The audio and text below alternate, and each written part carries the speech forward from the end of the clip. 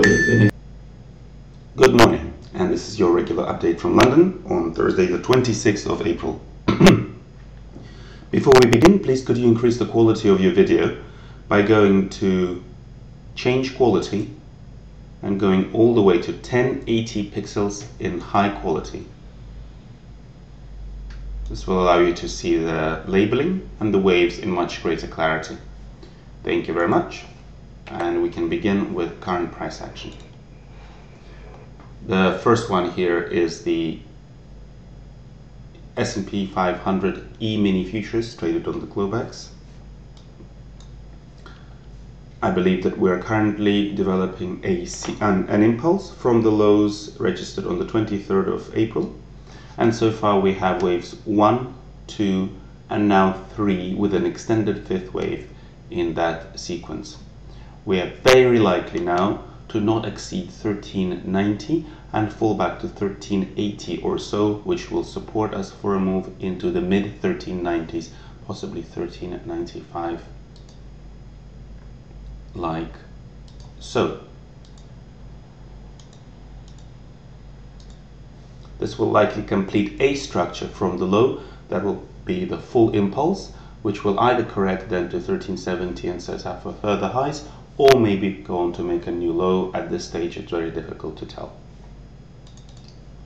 We're going on to the dollar yen, which in the micro and nano term has continued to correct the impulsive up move from the 16th of April low to the 20th of April high. So far we possibly have an A wave, a B wave that is finishing some way here, and please allow for a C wave dip into the 80-60 plus or minus 5-10 pips level. So long as we do not fall below the 80-29 level, we are poised to go much higher towards 82, 83 and 85. Please respect any further strength that might appear from current levels as well, and the first indications of that will be upon penetration of 81.67 to the upside. From there on, it's probably smooth sailing all the way to 85.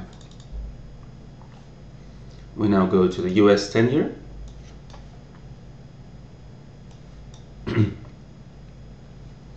And as you can see in the nano to micro term, the floating wedge has been broken yesterday, and we're now retesting it. TAG is currently inclined to believe that the bear move will continue and the next 1 to 3 points will come to the downside, so our targets remain about 129. However, you must still allow for certain complex structures to develop that might, with very, very little chance, take us over 132.03. However, we would use the 132.03, 132.05 as fairly firm stop losses for any bearish positions. We now go to nanoterm crude oil.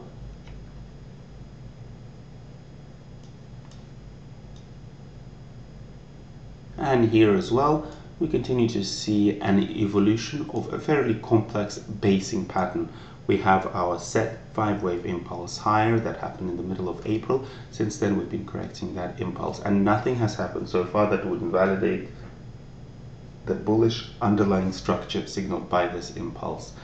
So long as this stays above 167, we are very much on the offensive. Your first reassessment levels to that bullishness come if we dip below 101.81. And we now go on to Eurodollar, which in the nano term has been very, very messy. But we will note the impulse off the lows on the 16th and 17th of April, and since then higher lows and higher highs. So really, so long as we stay above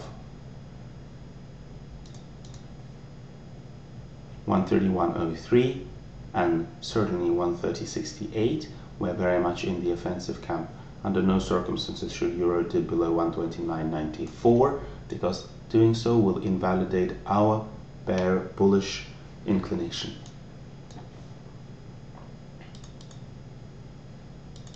And finally, we're looking at gold. I will take us to a slightly, we do not currently hold a view on the nano and micro term, so I'll take us to a slightly more senior time frame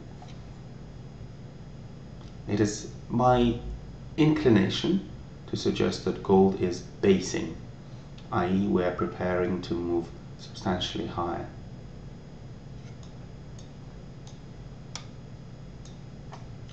This is quite a meandering decline here with very much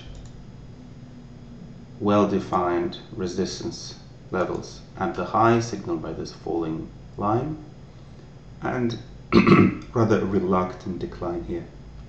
So we should be getting ready for a pop into at least the mid 1700s. This view is invalidated upon penetration of 1612. Thank you very much for listening. I hope you have a wonderful Thursday. Goodbye.